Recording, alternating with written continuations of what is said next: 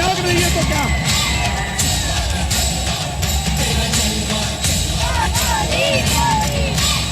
ये कानून का डंडा है, कानून का डंडा है।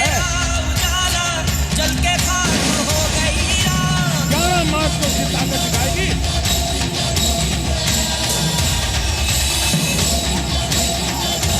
जब वो मंदिर जा रहे थे उसी समय बिजली चली गई।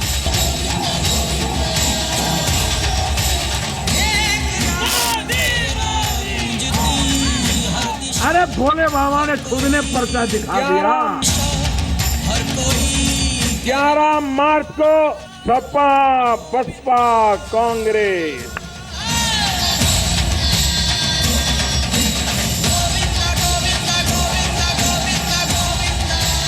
ये दुनिया का अजोड़ नगर है, अजोड़ नगर है।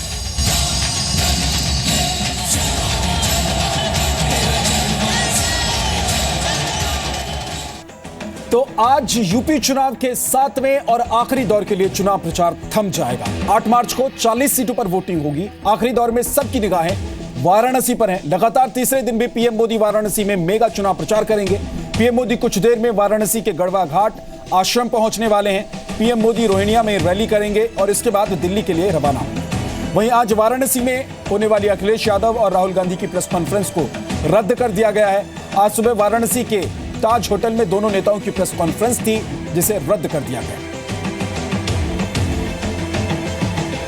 आज आखिरी दौर के चुनाव प्रचार के लिए तमाम सियासी पार्टियां अपना पूरा जोर लगाएंगी।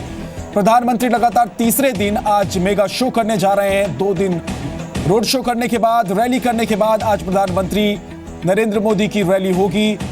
और साथ ही आपको बता दें कि रामनगर भी पहुंचेंगे प्रधानमंत्री लाल बहादुर शास्त्री को श्रद्धांजलि देने के लिए। और दूसरी तरफ बड़ी खबर यह है कि अखिलेश और राहुल गांधी की जो साझा प्रेस कॉन्फ्रेंस होने वाली थी ताज होटल में वाराणसी में ही, उसको रद्द कर दिया गया है। आखिर क्यों इस प्रेस कॉन्फ्रेंस को रद्द किया गया है, इसके बारे में अभी जानकारी मीडिया को नहीं दी गई है। अब आपको 3 तस्वीरें हम दिखा रहे हैं। वाराणसी में पीएम मोदी के आज 3 अहम कार्यक्रम हैं। पीएम मोदी कुछ देर में गढ़वा घाट आश्रम पहुंचने वाले हैं। यहां पीएम मोदी करीब 1 घंटे तक रहेंगे।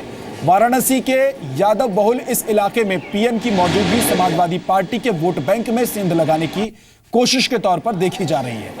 पीएम गढ़वा आश्रम के बाद रामनगर जाएंगे। वहां पूर्व पीएम लाल बहादुर शास्त्री जी के निवास पर जाकर उन्हें श्रद्धांजलि देंगे। इसके बाद पीएम रामनगर से रोहिणिया जाएंगे। यहां खुशीपुर में जनसभा को संबोधित करेंगे और इसके बाद पीएम दिल्ली के लिए रवाना हो जाएंगे। अब आपको बताते हैं कि गढ़वा घाट आश्रम में पीएम क्या क्या करेंगे। तो सबसे पहले प्रधानमंत्री मोदी आश्रम के गौशाला में जाएंगे, वहां गायों को चारा खिलाएंगे। उसके बाद आश्रम में समाधि के दर्शन करेंगे। समाधि दर्शन के बाद गुरु शरणानंद महाराज से मिलेंगे। प्रधानमंत्री मोदी का आश्रम में अनुयायियों से भी मिलने का कार्यक्रम रखा गया है और उसके बाद आश्रम से रामनगर के लिए वो रवाना हो जाएंगे। प्रधानमंत्री जी पहले आकर के गौशाला में जाएंगे, वहाँ गायों को चारा खिलाएंगे। वहाँ के बाद आएंगे, समाधि पूजन करेंगे, समाधि पे जाकर दर्शन करेंगे। समाधि दर्शन करने के बाद आकर के स्वामी जी के यहाँ स्वामी जी का आशीर्वाद लेंगे। आशीर्वाद लेने के बाद प्रसाद ग्रहण करेंगे। प्रसाद ग्रहण करने के बाद यहाँ जो भक्त हैं उनसे कुछ वार्ताएँ करेंगे। इसके बाद फिर यहाँ से प्रस्थान कर जाएंगे।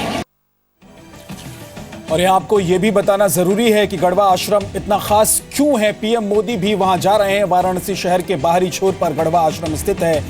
आश्रम के अनुयायियों में अलग अलग तबकों के लोग शामिल हैं, लेकिन इनमें सबसे ज्यादा संख्या ओबीसी समुदाय के लोगों की है। इस आश्रम की यादवों पर मजबूत पकड़ है। पहले भी कई राजनेता इस आश्रम में आ चुके हैं और प्रधानमंत्री भी गढ़वा घाट आश्रम पहुंच रहे हैं। आज यहां पर उनका कार्यक्रम रखा गया है। यहां पर वो अनुयायियों से मुलाकात करेंगे।